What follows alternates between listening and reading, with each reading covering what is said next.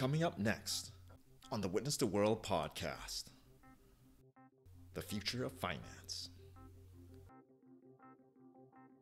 You don't want to be that old person, and not necessarily, you don't even need to be old, you know what I mean? It's like, you don't want to be that person that when this stuff comes out, it's like having to work a computer for the first time, or I don't know how to use a mobile, or I don't know how to access the internet. And I honestly believe that generative AI is that next step for us to sort of get to the point where we start interfacing with data in a real time.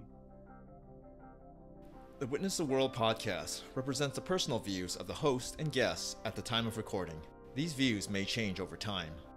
The content here is for informational and entertainment purposes only. Any content here should not be construed as financial, medical, or any other type of professional advice. Please consult with a qualified practitioner should you require any professional advice.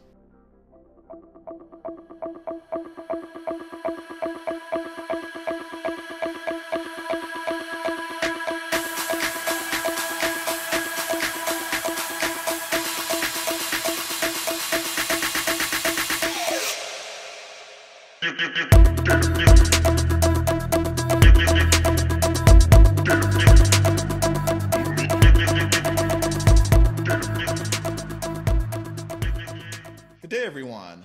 Welcome to episode 11 of the Witness the World podcast. My name is Ben Choi, and today we'll be heading to South Africa. Our guest has been a corporate leader in the energy industry for many years before making a switch into technical stock trading. He's also a podcaster and an online magazine writer that covers the financial world. Today, we'll learn about his journey and how he helps educate others about all things finance. We'll also explore some ideas and approaches on how we can all create a more resilient financial future for ourselves. Rocco Strydom, thanks for joining us today. Ben, thank you so much for having me. It's only an honor and a privilege. Thank you so much, Rocco. So I thought we'd start things off a little differently today and maybe ask you to share a little bit about what it's like living in South Africa these days. What a curveball. What a curveball. It's interesting. I always say South Africa is a beautiful country. It's got the best of everything and it's got the worst of everything, right? Because it's sort of, if you go and look at the history of South Africa, where it comes from, the Dutch and the French basically colonized South Africa, right? So it's a Dutch-French colony. So we've got a lot of European history, but therefore we also have massive inequality. And up until 1994, we had something called apartheid, which was run by the old government, the old regime, where there was segregation between blacks and whites. So all those historical fault lines, right, weren't fixed post 94. We sort of just moved on, I guess. So now we're in a position where the chickens are coming home to roost. We are sitting with massive problems, infrastructural problems, high crime rates, but also you're sitting with massive wealth in mining and tourism and excellent healthcare. So when I tell people it's a great country to live in if you know how to live in it, if that makes sense. Interesting. Yeah, thanks for that background there, Rocco. So in Canada here, some of the day-to-day challenges, so we'll fast forward to 2023 now, some of the day-to-day challenges we have where there's like living with like inflation, there's a lot of issues with, finding the supply shortages for certain goods. And in many industries, almost every industry, there's like a shortage of labor. Like we can't find enough, people that want to work, or maybe the skills for the people to work. So is that the same in South Africa as well, from what you can tell? No, we've got fairly There's been some brain drain out of the country going to Canada and Australia and Europe.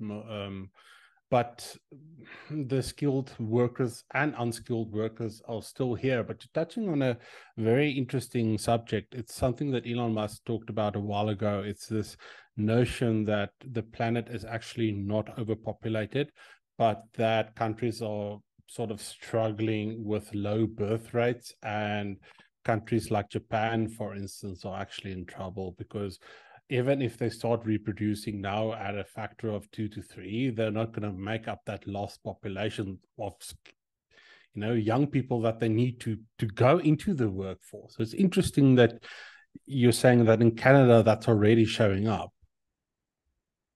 Yeah, that's interesting. Like we got different challenges in Canada and the US. We kind of follow similar, not exactly the same challenges, and I hear that from other parts of the world, and that's interesting to note there. Other parts of the world got the brain drain, and Mm. whereas we just can't get enough. So interesting comments there. Yeah, thanks, Rocco. So let's touch on your background a little bit here. So I notice when doing a little research on you that you've really established yourself in South Africa for some different jobs, careers, and kind of shifted over the years. So perhaps you can give our audience just a quick high-level overview of what you've worked on over the years and where you are now.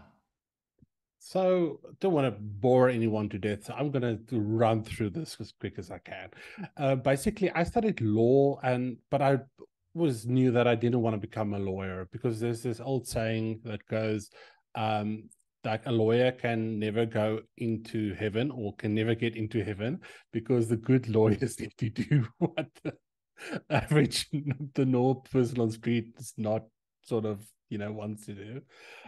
So they make their money through like family law, which is a lot of divorces and stuff. So I just said, no, that's just what I want to do. But I had the finance, I had the business, and I had the law. So I had sort of everything. That's a very good footing. So I always, if someone asks me, what do I need to go and study or whatever, I always say business law. It's a very good, if you don't know what you want to go and do, right?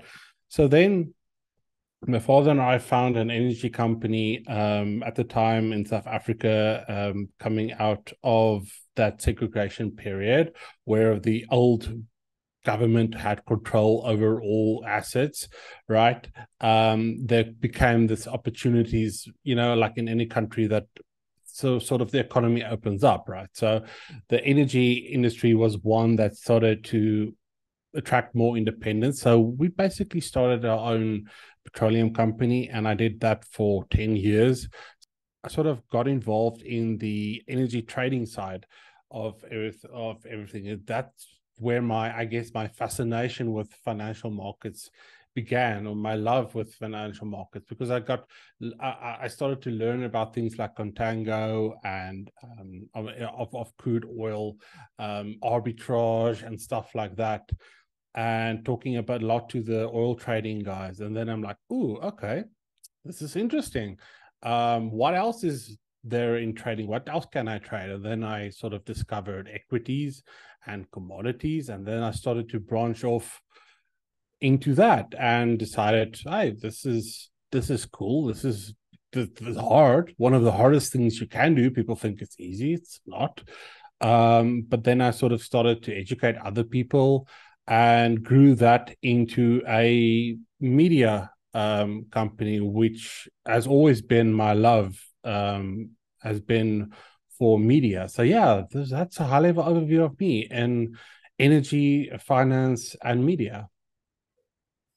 Excellent. Yeah, thanks for the background, Rocco. So you're now doing some work with a podcast, the HGM podcast, Stonks Go Moon, if I recall correctly, and also Yeah, NFT Magazine. You're writing there, so I'm just wondering, like, yeah. how do you get involved with writing for an online magazine? Do you apply for it, or like how does that work? So funny thing is, the Songs Go Moon podcast was it's sort of like a Monty Python esque um joke in itself, because it was at the height of the AMC and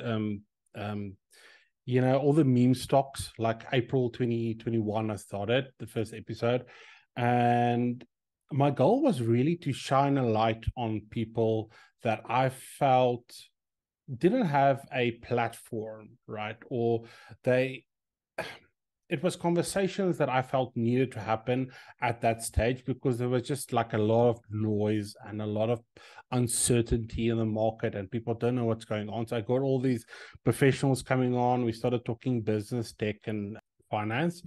That grew up until a point where you sort of start to get some notoriety, and you get people saying, hey, I've got this person that I'm looking to book on your show, or I got this person, to whatever. And that's how the writing opportunity came about, basically, because the editor has also has a PR company, and he basically just sent me over a couple of guys to interview if I wanted them, and I definitely wanted them. And they said, "Hey, I'm editor of this magazine. I'm being sort of appointed. Can you write crypto?" And I said to him, "I can write anything that you want." Um, and so I didn't apply for anything, and I think that's sort of the route that we are going since 2021, 2022. It's that whole networking, right? It's like it's because it used to be, oh, I apply for a job through a portal or a recruiter or whatever. And now it's more of like building your own brand, putting yourself out there, putting content out there, because like you're doing with your podcast, right? You're putting content out there. Everyone knows, who listens know who Ben is, what you stand for, and sort of what your viewpoints are. And it makes it easier for people to then find you and say, hey, here's opportunity. I think you'll be great for this. It's just a different setup from applying to 100 jobs, I guess, and not hearing back. Excellent. Yeah, thanks for that story, Rocco. Yeah, I echo those sentiments as well. So, I mean, my podcast's very new right now, but I've had Mhm. different people from all different walks of life just message me after a few episodes. So, you're right. Organically, you keep, putting yourself out there and doing what you do, what you love to do, and organically, you kind of attract the people that within the sphere that you want to attract, and it just kind of works out that way. So interesting how. Yeah, the connections are being made in 2023. So yeah, so now I want to kind of touch on a little bit about more on the financial media world, which I guess we could Yeah. say that you're in the throes of it now. So over the past 6 or 7 years, I mean, it could be said that there has been a battle going on about how do you determine what a trusted media source is for whether it be current events, financial news, medical info, politics, or whatever, quite frankly. So I think we now kind of live in a world where if we want to be a more informed citizen, we have to take Yeah. an even more critical view of these sources and really understand like the motivations and interests behind each of these Yes. types of media organization, whether it be a government sponsored media, corporate media, or even independent media to some degree. So Mm. I think it's important we seek out, information that challenges our beliefs as much as possible, see multi-side layers of a particular story. Also, seeking confirmation bias, I don't think is really healthy. It might make us feel better to some degree, Mm. but so, anyways, having said that, just wondering, like, what is your process to determine what a trusted media source is, or is there such a thing? Maybe it just comes down to like a balance of probabilities that we can trust something to a certain degree, but you got to always leave yourself open to maybe that being incorrect down the road. I'm just wondering, yeah, Yeah. what are your thoughts? Big topic here. Whew, but it's kind of worms, right? Because damned if you do, damned if you don't. But one of my best examples and my favorite examples is a front of The Economist, I think, just before the COVID correction. Remember the COVID correction? Hmm. 2008. Okay. So it had a picture of bulls on it, like tech bulls, and it said tech's $2 trillion bull run. It's either $2 billion or $2 trillion bull run. and it's just before the COVID correction, which was, I mean, as we now know, one of the most violent and severe pullbacks in recent history. And if that's not a testament to, you know, what news outlet you can trust, and here's the problem: it's who owns these news outlets, who owns the media outlets, and that's what we need to go and look at. It's because they're all sort of writing on an agenda, right? So it depends on who owns me and what is my agenda that I'm pushing. If you think people like the New York Times that have an agenda, of course they have an agenda.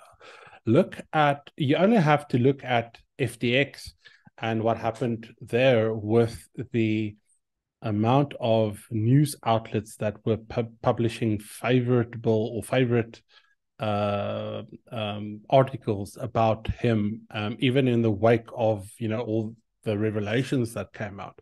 It's because he paid them to write puff pieces. I'm not going to go and name names of the publications, but you can go and trace them back for yourself. The block was one that had to come out, and sort of the CEO had to come out and apologize and say, hey, the CEO took loans from FTX, right? And Alameda to sort of do stuff. And I mean, they are a big crypto news and research site. So then it becomes, oh, what is the conflict of interest? If they all those years wrote only good things about him, and VCs bought, or VCs piled money into FTX based on all that press and all that good, because just go back and see there was almost never any negative thing about Sam and FTX and Alameda Research. So I'm a firm believer that news is noise. In the financial world, we look at technical analysis, and we look at fundamentals, and we look at the macro picture, and whatever the news media wants to say or wants to write, I take it with a pinch of salt, because I firmly believe that it's put there to confuse the masses, and it's doing a very good job of it.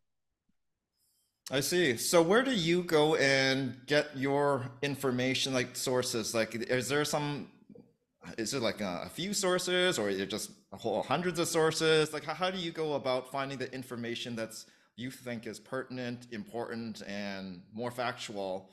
And what is your process when you go, like you're writing some Well, articles yeah, and doing your trading? Like, how do you get what you need, and where do you go? that's a very good question. So for articles, I guess that's um, the first point of call. Articles, as we try to use like first-hand sources, right? That's always your best, people that have first-hand knowledge.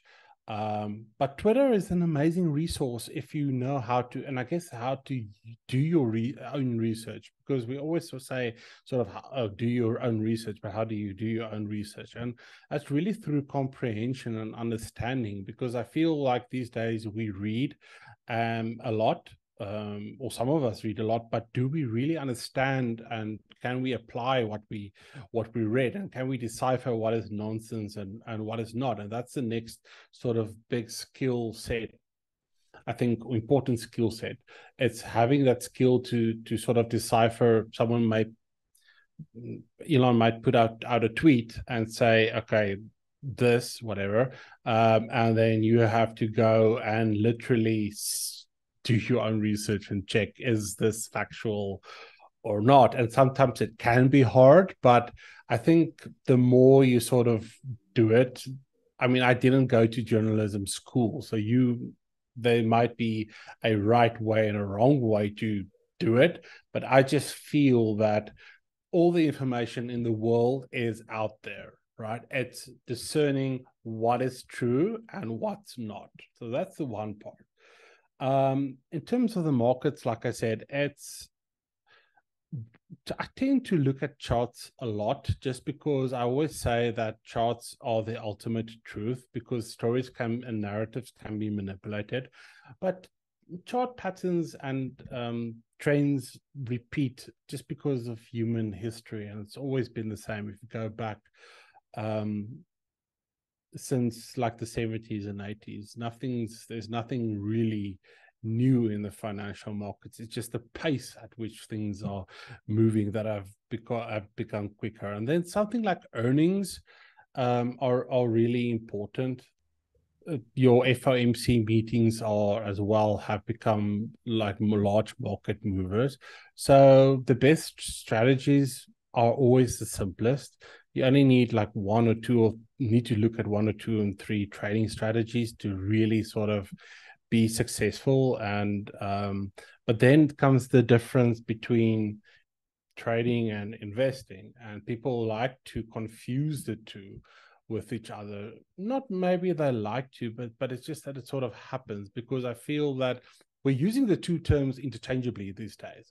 You'll find someone saying they're talking about investing, and then they take a 1 year time period, and I'm like, but you can't like call 1 year investing. You know what I mean? So the time frames that actually that we're using have become smaller and smaller. And I think there was an article a couple of weeks ago that said um, like it's the shortest any positions have ever been held since like forever, right? So people buy a stock, they keep it for 6 to 9 months, and they get rid of it. This whole notion of 10 years, 15 years, 20 years, it's very fast. It's going out of the window very fast. So if you really want to, so if like to summarize, if you really want to go and find out, there are great sites like Investopedia, for instance, that teaches you how to sort of do those research. And I would also go and follow a couple of guys on Twitter and LinkedIn is a great source. Just see who's putting good content out there and sort of help you in the right direction.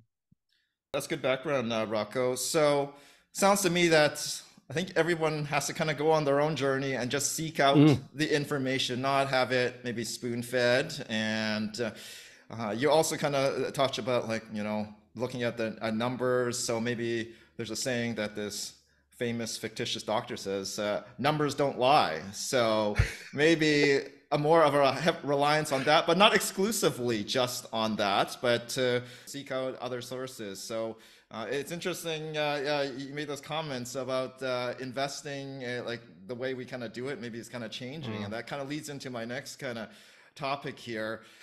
Because like in the traditional sense, where I used to, work in the industry, where it's like, we talk about these 60-40 portfolios where it's constructed with, 60% equities, 40% bonds, and long-term investing. You kind of mentioned that it might be going out the window, and I kind of mm, agree with you because everything is the time frames for what is long term is being redefined each and every day. Before it was, yeah, maybe 10 years. Now it's down to 1 year maybe as long term. And I just kind of curious. It's like all those conventional wisdoms that other great investors have said, and for us to kind of take their mantras to heart with our investing approach. I think we have to kind of look at that with a more critical lens, and maybe we have to change our approach, because everything to me it sounds like the financial world is structured where it's based on algorithmic trading. There's a lot mm, of big mm, money that moves markets, and it's just based on whatever, let's say, the US Federal Reserve does with their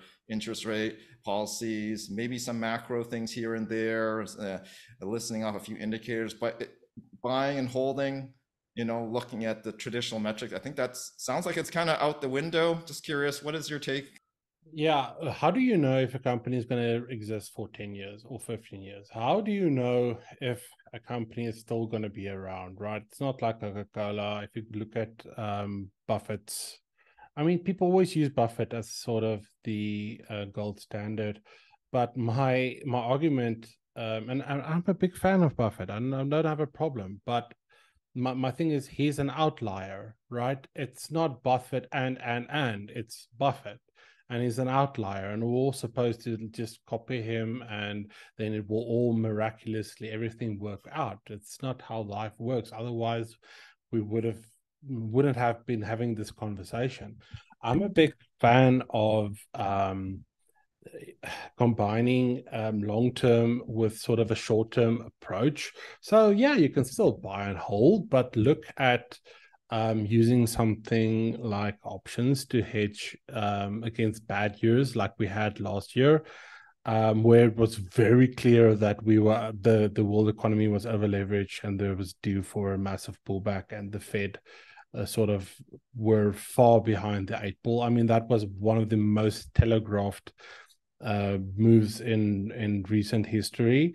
It's not hard to take a hybrid approach going forward to say, okay, cool, I've got this basket of, if it's an ETF, I'm a massive fan of ETFs. I think they make things very easy, but also just look at smaller positions, short or long. Just incorporate trading into your investment strategy, but not like heavy leveraged. I'm not talking about day trading or something. I'm talking about if there's a sudden supply or demand shock to the system, then at least you're protecting your downside, because you don't know. I don't know what your time in the market is, right? So they will say, yeah, time in the market, sure. But your time in the market, for me, I'm 38. I still got until 50, 60. So I'm not worried. Whatever happens now, I'm not too worried because there's a lot of time. But if you are 50 or you're 55, then I'd be kind of worried about this decade that we're going into now. And if I sort of need those funds at 60 and I'm not sure what the returns are going to be if they're not actively managed.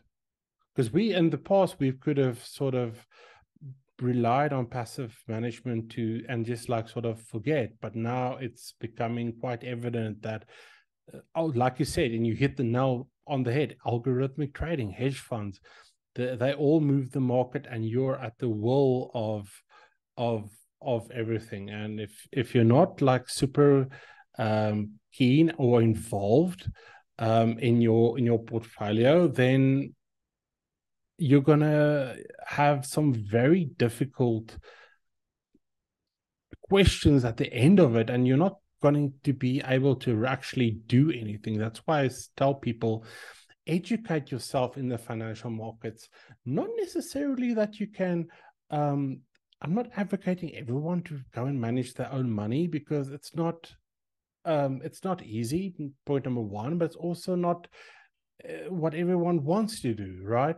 But so then when you sit down with your financial advisor, or you want to find a financial advisor, you know what questions to ask them, and you can ask them, why are you doing this, and what are your fees, and what are your hidden fees, and just like that type of things. Because I feel like too many people are just blasé with, oh, I've got someone looking after my portfolio, and making a false assumption that sort of they have their best interest at heart, where in reality they're working for a fee. If you're putting your money into BlackRock or Vanguard or whatever it is, my friend, you're not even a drop. You would know you're not even a drop in a bucket. You don't figure, right?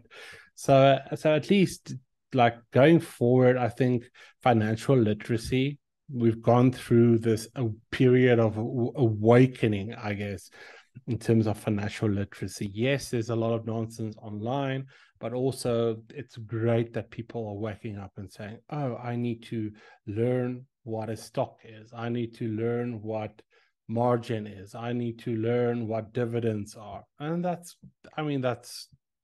great at the end of the day.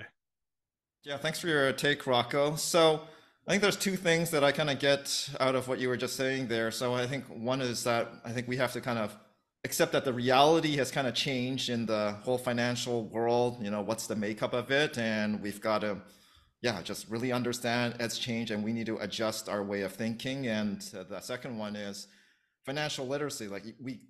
we have to take a hold of learning of what's going on. The days of just letting your financial advisor do their thing, I think it's kind of gone because of the changes in the dynamics in the world. So I guess if you left it with your financial advisor, I mean, that's fine, but things have changed, and how are asking them the questions on how things have changed and how they can adapt to it. Like, I think we all owe it to ourselves for a stronger financial future to be asking that. Is that fair to say that those are probably the two main takeaways? That is my two main takeaways, because like I said, it's not in everyone's best interest to manage their own money, but it's in your best interest to educate yourself.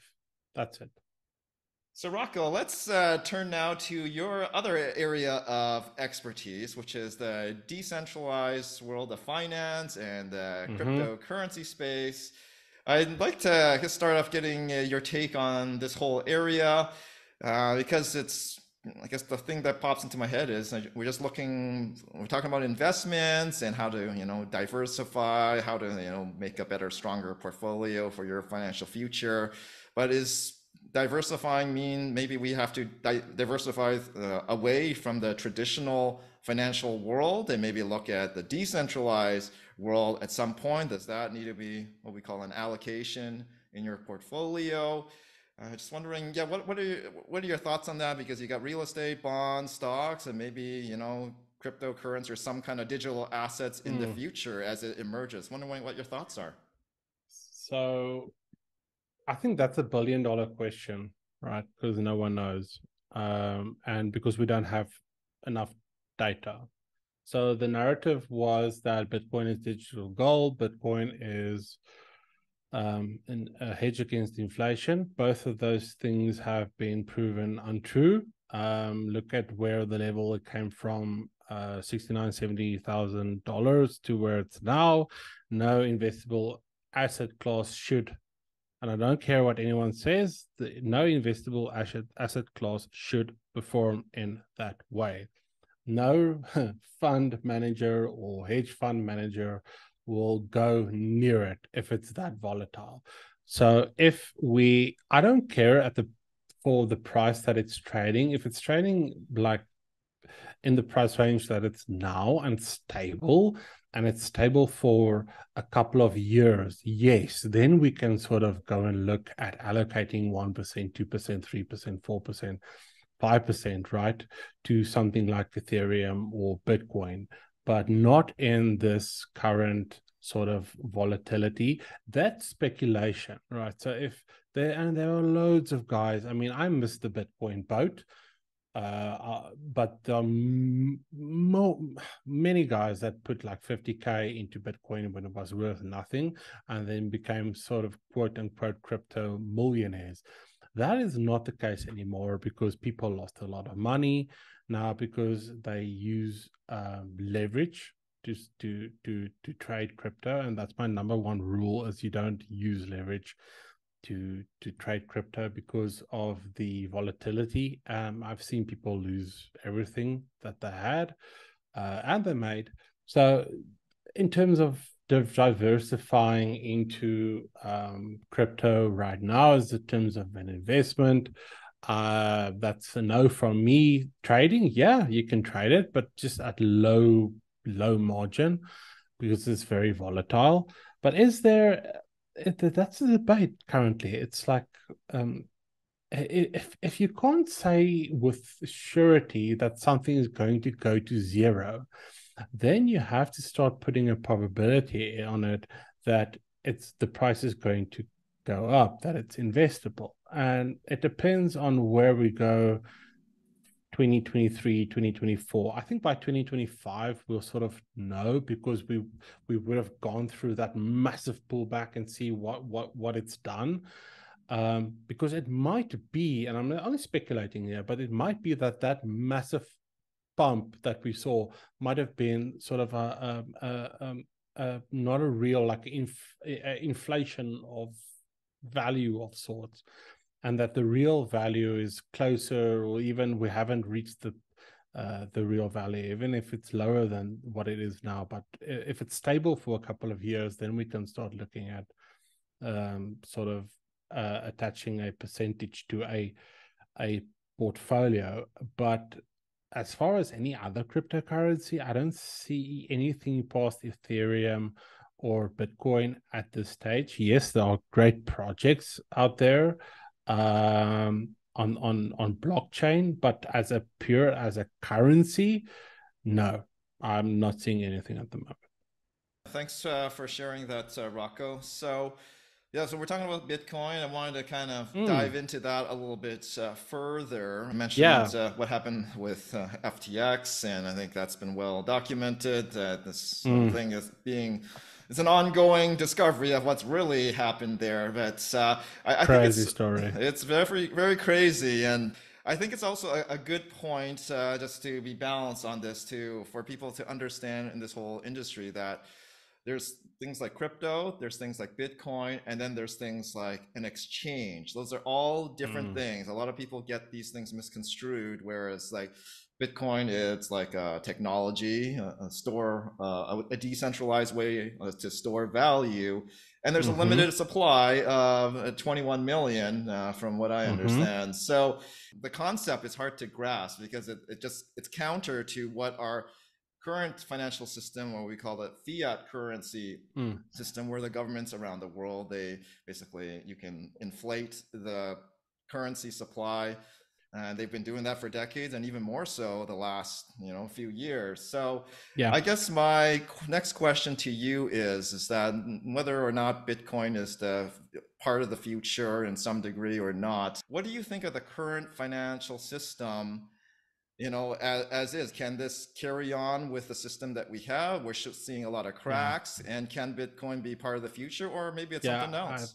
I think that's a brilliant question. And I think we're starting to see countries like Brazil and Turkey, and especially up in Africa, have started using Bitcoin not because they want to, but because they need to. They don't have another choice, because their central banks and the governments have failed them. So they see something that you would be familiar with called hyperinflation, where your money effectively becomes worthless. So they buy Tether and stable coins and stuff like that and trade with it, just to sort of survive. And I think that's where the foothold right becomes apparent. It's in the absence of a strong local currency, especially something pegged to the dollar. Um, we're going to see countries sort of moving in that direction, just as an alternative. The people, because there is you can't like operate in your own local currency. You need to have like bags of cash to go and buy bread and stuff like that, which is crazy. I think that's where Zimbabwe is another one where we're seeing a strong surge in cryptocurrency uh, being traded. Um, is it sustainable? That's an interesting question, because it's been sustainable. It's not been great, but it's been sustainable for um, so many years, since the depegging of the gold standard. But modern money, what's it called? MMT, modern monetary theory, effectively, I don't think it works. I think it's broken. I don't think it's going to be replaced at some stage by something. It looks like central bank digital currency at this stage. Through all the trials that I've seen ran by Singapore, for instance, are running trials. It's been active in China for a couple of years, I think 1 or 2 years now. And it's just a way for government to basically put more structure and more power into currency, which is frightening. Because imagine that they control, all those controls that you spoke about. Imagine if they control it even more. So there will be a cry for an alternative, right? If Bitcoin is that alternative, I do not know. I do not know if something else will come along and be that alternative, but but the, we need we need something else that is not manipulated by governments and by central banks. But I don't know what that is, because for me personally, Bitcoin has too many flaws, right? It's too open for manipulation. If you look at the price of Bitcoin moving in lockstep with something like not something, but it's moving in lockstep with the Nasdaq. Why is it doing that? If it's truly a decentralized currency, right, and it's not open for manipulation, then why is it mimicking the movement of the Nasdaq? That's some questions that I have that some of the smartest minds out there couldn't really give me an answer. Maybe someday someone will, say something that makes sense, but until then, there are too many uncertainties. Like I said in the beginning, currency or an asset class should not move like that from those levels where it was to where it's now. We would expect it to be far more stable. What's interesting to me is it's like if I use Bitcoin, and if I were to use Bitcoin now and I want to go out and pay for stuff, then the amount of places that would actually accept it are so limited that as a currency, it's actually useless in South. I'm just talking about South Africa now. So it's slowly moving towards trials. One of our local retailers, one of the largest retailers, have started a trial accepting Bitcoin as payment, which is great because I think now then we can sort of see, okay, cool, what is the appetite? How does it work? And yes, you can. There are Visa cards and Mastercards where you can put Bitcoin on and use it as a sort of a payment where it gets settled at the back end in fiat. But that's not real crypto decentralization. That's just a conversion transaction. What I'm talking about is having your wallet paying in Bitcoin and then at the back end being settled in Bitcoin, right? So we'll see how that goes. And I think my summary would be we need more time here. I'm not a crypto maximalist, but I'm also not a skeptic. I'm sort of somewhere in between. I think the fact that the major investment banks, JP Morgan, who else? Goldman came out and said that blockchain has value, right? Tells me that there is value in the technology, but in the cryptocurrency, I'm not sure. I think time will tell. I think that's a good way to put it. Time will tell. And Hmm. from what I've noticed, even tech stocks. People were saying when tech stocks came out, the volatility that happened, it was crazy. And then there's still obviously volatility now, but over time that kind of gets smoothed out on a chart. So Hmm. perhaps the same may happen with Bitcoin or whatever the next thing is. And you were mentioning, I think, the application of using Bitcoin in different like stores to buy and Hmm. sell Hmm. things is Hmm. key. So I guess it's almost like a chicken and egg argument. It's like, how can it be adopted if people don't try to adopt it? And it can't be adopted if people don't. So whatever it is, again, we're experimenting with Bitcoin, but it could be something else. So whatever the new alternative is, and this is my next question here, it's like, so if there wasn't Bitcoin, wasn't something else, one thing that's being currently developed by what we call these BRICS nations, a number of countries around the world that and we got, I think South Africa is part of it, Russia, China. They want to Hmm. develop their own India. currency. India, yeah, all these other ones, the major commodities behind them, and they want to maybe link it up to gold or some other kind of thing. Is that potentially maybe the other thing that's on the background that might be used as a method of currency for the new thing that happens in the future? Just wondering what your thoughts are as you're someone in that one of those nation groups. they've been talking about an African coin for I don't know how many years, maybe 5 to 10 years. Nothing's happened. I know BRICS again they're talking, but so my problem is that you don't have to go very far to see things like this not succeeding. Look at the euro, right? The euro is it's not. I mean, look where it was and look where it's now. Um, and the problem is that countries are, even though they might be aligned, they're so fundamentally different that I don't see how they can sort of coexist on a currency level. If you take our economy and India and China and Russia, um, it's hard. Yeah, they might be able to pull it off, but just globalization is dying. So that's the one thing, is that we're not as integrated as we once were. So if there was a chance, we might have missed the boat on that. Even again, I see countries adopting their own digital currencies and running with that, building in stuff like social credit scores, playing with interest rates in a new way we haven't seen before. And I think more likely to see that than countries unifying under one currency.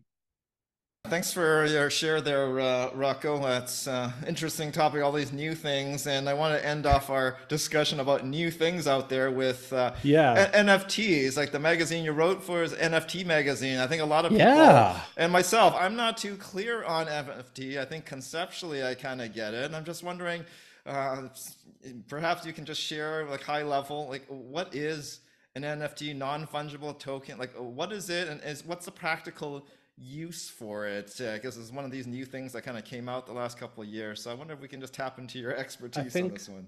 I think what to start, like with any new technology, right? There is great promise, and then there is a hijacking of that promise, right?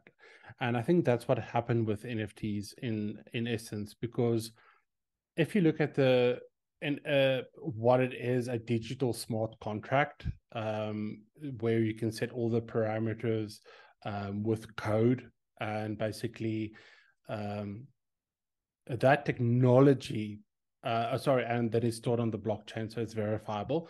That technology became hijacked by your influencers like your Logan Pauls and Gary V's, and not that Gary's a bad person, but I'm just saying that it it became hijacked to a point where people like Justin Bieber and Snoop Dogg were used to pump aboard a yacht club from Yuga Labs, and came out now and said, oh, but they were actually paid to do that, right?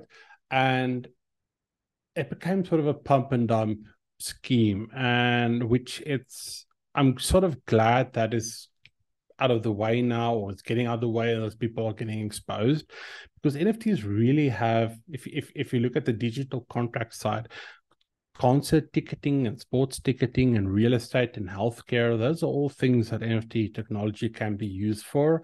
It's not as sexy and as headline grabbing as an artist selling an image for $69 million, but technology at the very best is often very boring. And I think once we start seeing these boring applications coming through, then all this hype around artists using it for nefarious purposes will sort of die down, if that makes sense.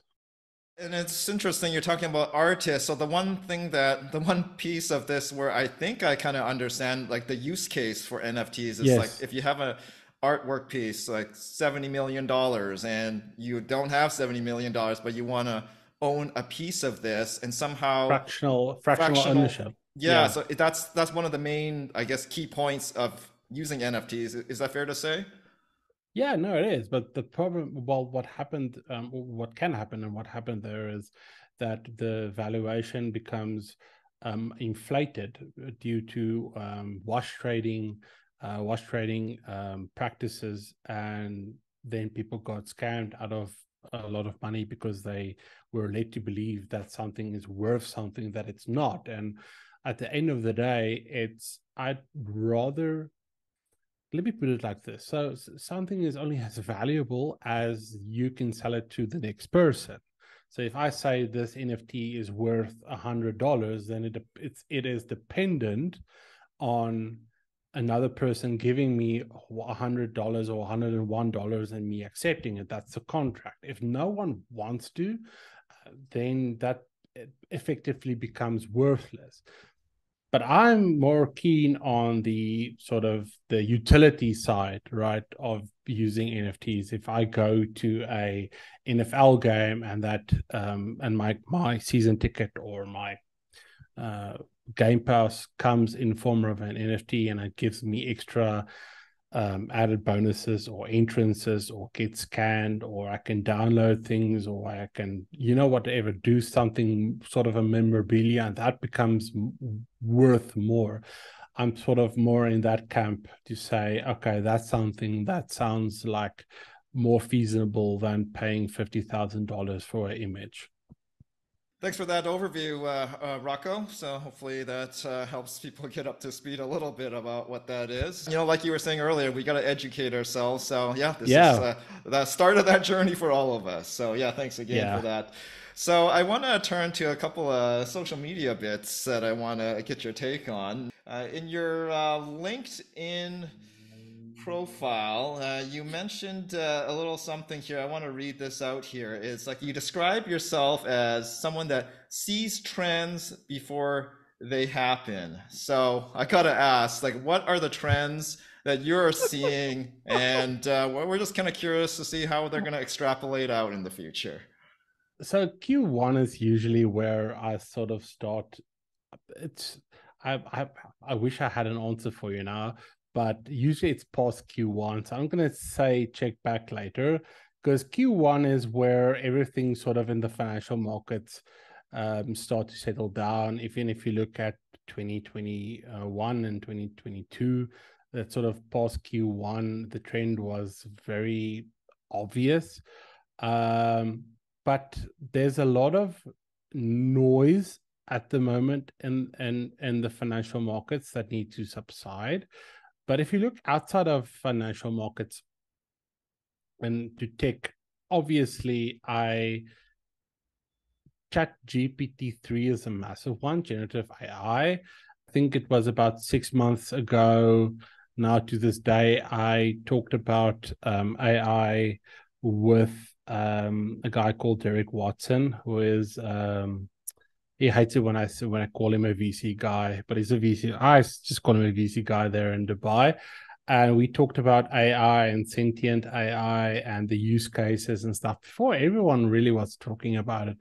So sort of when I say I see trends before they happen, it's just like sort of picking up on stuff or little things and saying, okay, what's maybe going to have momentum and what is just a lot of noise. But generative AI, like from 6 months ago, I said, up, this is going to be a big thing. And then Chat GPT-3 basically launches and it becomes this all-encompassing trend. I mean, you if it's LinkedIn, if it's Twitter, if it's Instagram, people are using ChatGPT-3 to write hooks. People are using it to generate captions, generate whole articles, generate anything that you can imagine. And I think it's going to fundamentally change the way that we create content. But then if we'll have to see when ChatGPT 4 comes out, to what extent we move forward. But for me, the big thing is going to be when ChatGPT 3, or sorry, ChatGPT, right? Or any AI model, because there's going to be other people that are building. Google is working on one that they want to launch. So it's not like AI has the sort of the monopoly on it. There are other models that are going to come out. Once we have a model that's hooked up to the internet or is able to be hooked up on the internet. So for those that don't know, GPT-3 is learned on a massive data set up until September 2021, I think. Past that, it doesn't have any information. Also, if you ask them about current people, it can't go onto the internet and go and check. So it can't like grab that information. Once that is done, that's going to be the absolute game changer, because then we're talking about, it's like a living, breathing Wikipedia thing with, and if it's going to have consciousness, I'm having this debate almost every week. It's like we don't even know what consciousness is. We don't know how it operates. We don't know how it manifests. So all we know is this thing is learning like a child, right? So it's learning through input. If I've got my one son is 4, the other one is 2. So how they learn is input.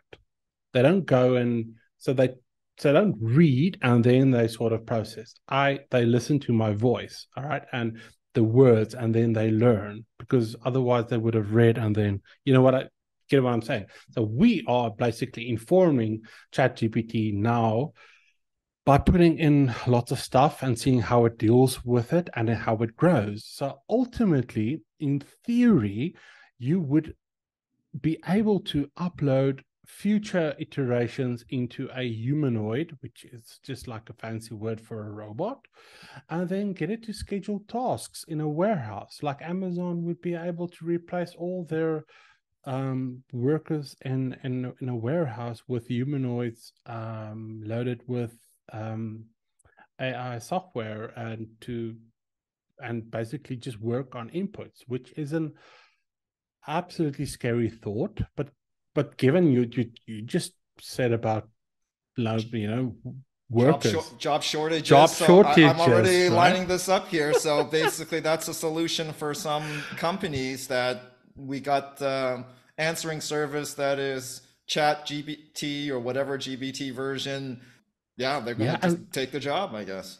and we're moving at such a scary pace, right? Like breakneck pace. Because I was skeptical about it before I tried it, because and I was like, yeah, it's like, because there were things like Jarvis and sort of services that you could, for fun, put in input and it writes stuff.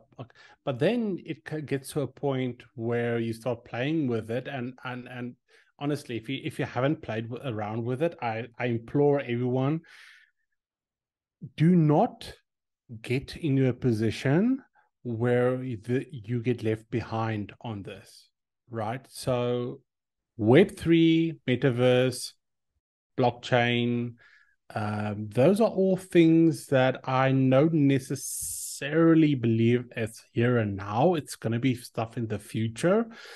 So you can still sort of, there's time, but generative AI, if you don't know how to use GPT-3 and you're not familiar with the input and what it can do, it's going to get exponentially away from you. And it's not like in the coming months, whatever GPT-4 has in store, you don't want to be that old person, and not necessarily, you don't even need to be old, you know what I mean? It's like, you don't want to be that person that when the stuff comes out, it's like having to work a computer for the first time, or I don't know how to use a mobile, or I don't know how to access the internet. And I honestly believe that generative AI is that next step for us to sort of get to the point where we start interfacing with data in a real time. It's exciting and scary at the same time. I think that's a good way of putting it. Exciting and scary at the same Mm. time. And I think that goes back to our couple of takeaways. Like, we've got to accept that that's a reality. This thing is going to continuously evolve and accelerate the evolution process. And we've got to learn more about it. The financial literacy for all of us, like you, everybody's got to learn more to see. Otherwise, we don't want to get left behind on whatever the new thing is that integrates, this chat GPT or some AI into our daily lives. I think that's Yeah. probably pretty key. Can you imagine if we do get to a point where companies like Neuralink, um, 5 years from now, 10 years from now, put a chip in your brain and can upload a version of ChatGPT 10. I don't know. I'm just speculating here. It's like getting a bit sci-fi, but and overnight you know everything about everything. It's a sort of, it's something straight out of a sci-fi, but I don't think we're that far away. Yeah, that's interesting you say that. So talking about Neuralink, this is one of Elon's kind of Yeah. babies, and that's kind of my next question here. A little observation I had on your Twitter. Every day you've been bugging Elon to come on your podcast. So just a real fun question here. So is this all about being persistent, and you're gonna keep doing this until one day he comes on? And hey, if he comes on, yeah, let me know, and I'm gonna definitely listen in on that podcast episode. So just wondering what your thoughts on your process there. Yeah, so it became sort of a rib at the start. I was on a podcast called Motion, and this guy described his way of getting Gary Vee to obviously Gary Vee is a big name in the content generation game, to come onto his podcast. And I'm said, okay, cool. So what principles do you have that you can share with me if I want to get Elon? Because for me, Elon is a very interesting person. He's South African.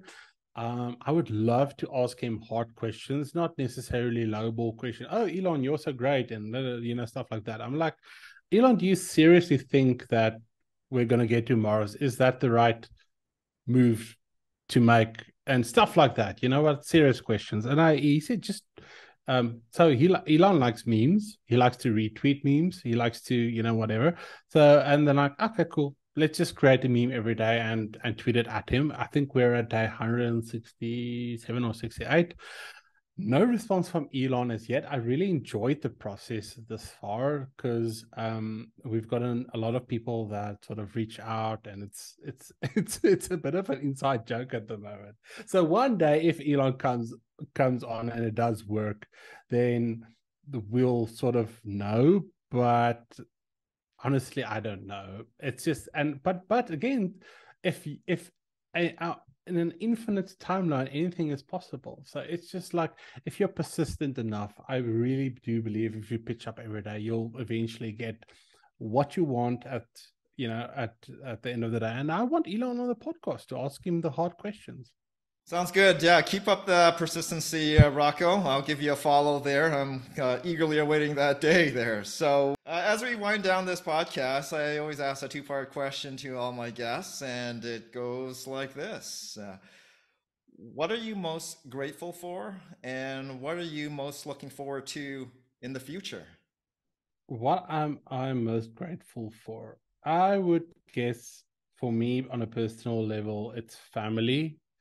Because someone once told me that even if it's going good or bad and you feel like you've got nothing left or no one cares and you're all alone, if you've got family, you're still surrounded by people that love you irrespective of what's going on. So that's something that I'm very grateful for. Then excited for the future. I'm excited to see where civilization goes. I'm excited to see what we become and what we accomplish.